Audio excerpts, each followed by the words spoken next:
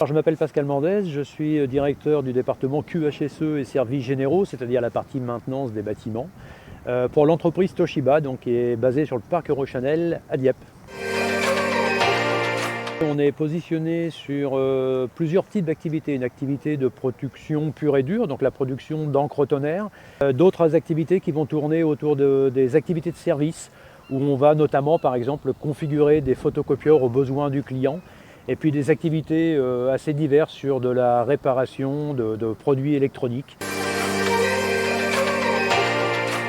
Depuis 2017, on a procédé à la connexion de tous nos équipements, ce qui nous permet aujourd'hui de pouvoir avoir des remontées d'informations, de pouvoir générer de la data et surtout de pouvoir rentrer aujourd'hui dans l'exploitation de la data et pour le coup de pouvoir optimiser nos processus pour faire en sorte qu'ils soient les moins énergivores possibles. D'autre part, on a conduit un autre gros projet qui consiste à récupérer l'énergie, la chaleur fatale qui sont issus de nos compresseurs qui servent à la fabrication du tonnerre pour chauffer aujourd'hui 30 000 m² de bâtiments. Sur la partie économie circulaire, on s'est appuyé notamment sur ce que la Chambre de commerce proposait il y a quelques années pour pouvoir faire en sorte que, par exemple, les déchets des uns deviennent de la matière première pour les autres. Sur la partie biodiversité, la même chose, un engagement historique lancé par le groupe en 2013. Le site de Dieppe est reconnu comme étant un refuge nature par le groupe ornithologique normand. Un autre partenariat historique avec le Conservatoire des espaces naturels.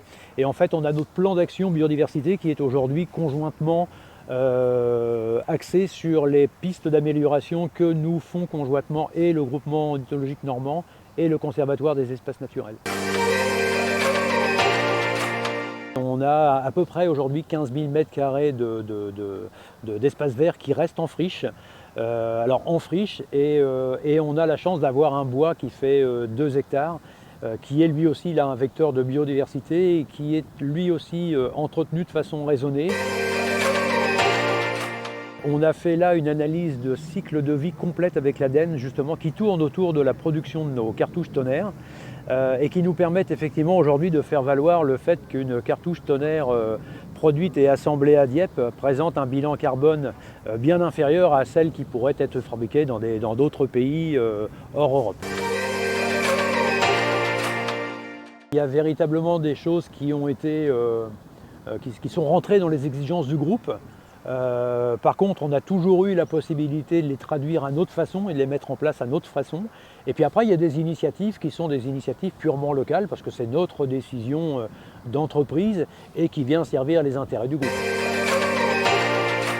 C'est forcément la marque employeur. C'est de plus en plus recherché, notamment par les jeunes salariés qui cherchent à travailler dans une entreprise dans laquelle il y a un sens. Et puis un sens, je serais tenté de dire économique, dans le sens où beaucoup de donneurs d'ordre aujourd'hui vont plutôt s'appuyer sur des entreprises socialement et environnementalement parlant responsables.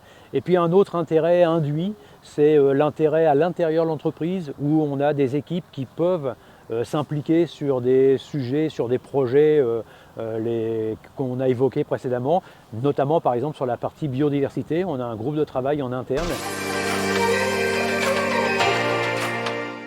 Il y a des exigences très fortes dans des référentiels, il y a des exigences très fortes sur la partie réglementation environnementale. Bien évidemment, quand on répond à un appel d'offres sur un marché groupé, on a des obligations de communication et de mettre en avant, de faire valoir ce que l'on a mis sur la place, sur la partie environnementale ou sur la partie sociétale.